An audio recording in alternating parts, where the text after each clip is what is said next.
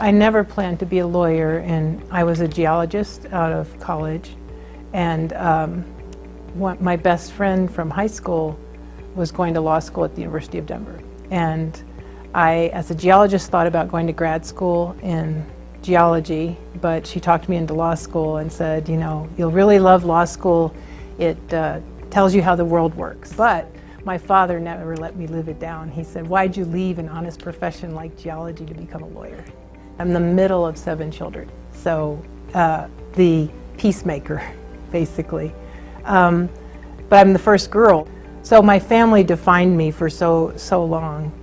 So I didn't really discover geology until college. And I saw a picture of Giant's Causeway, which if you've ever seen that, it looks like the giants built a pathway into the ocean in Ireland.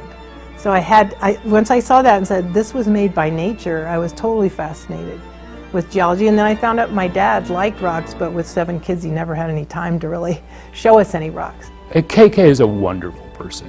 She's giving, she's warm, she's smart, she's not judging. I had no plans to be a lawyer before I went to law school, and then when I went to law school, I had no plans to be a professor.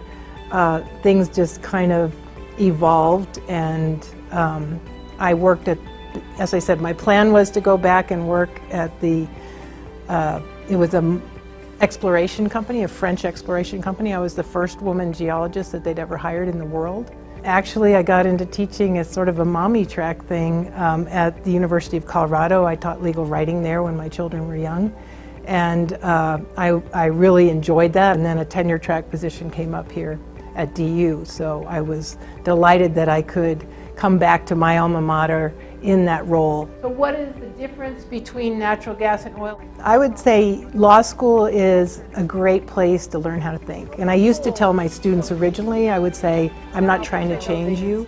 And then now I tell them, I absolutely am trying to change you. I remember one of the first stories that she told our 1L class, our very new class, was that at the end of this, not only would we think like a lawyer in lawyerly settings, but we'd start to think like a lawyer in other settings too. And to exhibit this, she explained how she would get into fights. She would say, no, I am right and you are wrong for 3 reasons. Reason number 1, reason number 2, and reason number 3. I think my students are some of the most inspiring people because they've made the decision to go to law school. They're very bright. They're just a joy to work with. And so we are trying to teach people to think in a new way and to be more logical about it and systematic, and I think law school absolutely does that. I came to DU to be the director of the writing program here at DU, the Lowering Process program. But I'm very proud that that's the iteration of the program that we still currently have. A number of the people that I hired are still teaching in that program, and that it's ranked in the top 10 in the country. I can't remember exactly what our rank is right now, but it's one of the best writing programs in the country. From that program also came Mike Massey's mentoring program. She was the director of the Lawyering Process program, and so when I took this idea to her of bringing my colleagues in to help teach the class, I wanted to make sure that it was okay with her. Well, she not only said it was okay, she embraced the idea. My research, and we haven't talked about that yet, is about energy. And I believe that climate change is the fundamental threat to the world right now. We're seeing its impacts. We're seeing migration because of it. We're seeing all these droughts and these incredible heats because of it. I've been working on a National Science Foundation grant related to wind energy and how to get the most efficient wind energy, and we're hoping that our article will be published in Nature Energy soon.